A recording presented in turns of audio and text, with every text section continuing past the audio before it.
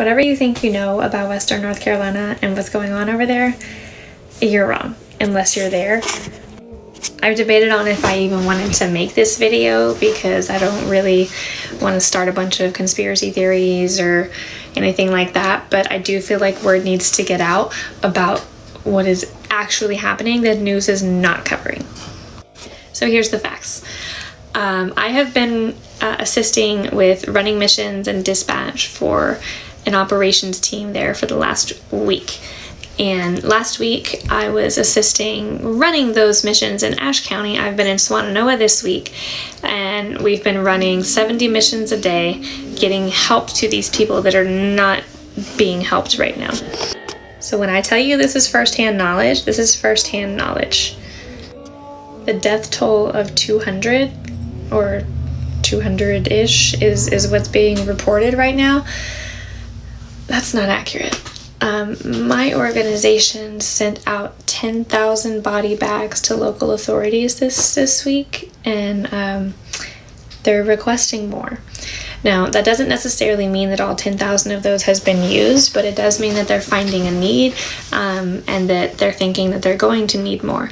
I will tell you, we've spoken to some of the funeral homes and refrigeration truck companies that have been brought in, and there's 1,000 in this town, 800 in this town, 500 in this town, and we're finding more bodies every day. This is an ongoing process. My team has cadaver dogs that have been going out. We have med teams that are going out. It's not only deaths from the storm, but deaths since the storm. There's a huge need, particularly in our Hispanic communities. A lot of them are scared. There's Border Patrol trucks driving around, and they're scared to ask for help. We've lost 2 Hispanic children to hypothermia in our community this week because they didn't know that help was out there for them, and they don't know who to trust. So the devastation in this area is beyond what anything that I've ever seen before.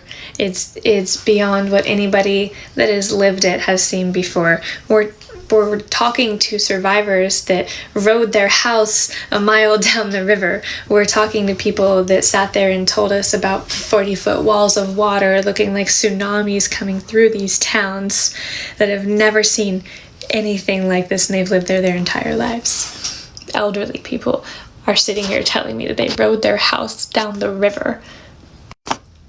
Again, I don't want to get into conspiracy theories or anything crazy, but as someone who has been there and been out there since basically the beginning, when this first started, I've spent 2 weeks in various locations, and it's bad. The infrastructure is gone. They're talking about months before power is restored. We're going into winter. These people have no power. Their houses are unlivable. They're covered in mold, mildew. Everything's falling apart. They're sleeping in tents. They're sleeping on their porches. I mean, help is coming, but it's hard when there's tens of thousands of people in these small towns that are being forgotten about. And we're doing our best to help them. We have spent all week delivering heaters and propane and cook stoves and blankets and sleeping bags and hot meals, and taking these people. We have shower trucks that we're taking them to, shuttling them back and forth. We've been fixing people's driveways. We have large equipment crews out. We have chainsaw crews out, cutting trees off of people's houses, getting their roofs tarped up for them. The community is out here, and we are doing good things, and we are helping them, but the need is so high, and it will be for months, and I'm worried that people are going to forget about North Carolina, especially with everything that just happened in Florida. But this is not something that's going to stop next week. And you're hearing about supply warehouses that are full. That's a good thing, because these supplies are going to be needed for months and months and months, and donations are going to stop coming in. So yes, we're stockpiling a little bit. But we're also running out of things. I mean, we have a ton of food and water. That's great, and people need that, and we're passing it out, and it's going to use. But we need generators. We need diesel. We need off-road diesel. We need fuel. We need propane. We need kerosene. We need propane heaters, kerosene heaters. We need socks. We need sleeping bags. We need medications. There's a huge list of things that these people still need, and they're not being donated. So if you're looking for a way to help out, and I can get you in touch with that, you can send it directly to us, Jack Stables. We have a fund that is going directly toward the relief out here. But mainly, I want to get information out to the public about what's going on out here from someone who has been there firsthand, on the ground, boots on the ground, and has seen it. And you're probably not going to watch this far into the video anyway, but they need help. They need our help.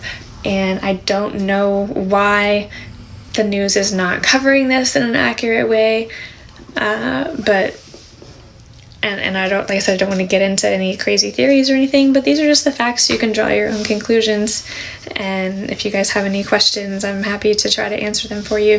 Like I said, we're out in Swannanoa. We're running a huge ops team out there. I've been in charge of their dispatch for all of the operations. All the leads are coming into me. I'm vetting them. I'm running a lot of recon. I'm working from home for the next 2 days, and I'm probably going to be going back out this week to assist them, because this is something that's going to be going on for months, and I plan to help them until that community is rebuilt and they no longer need me. So, yeah, that's your Western North Carolina update. And if you guys can help out in any way, thoughts, prayers, donations, we have an Amazon list, there's a GoFundMe, or you can, like I said, you can Venmo it directly to us, and we will make sure that it gets where it needs to go.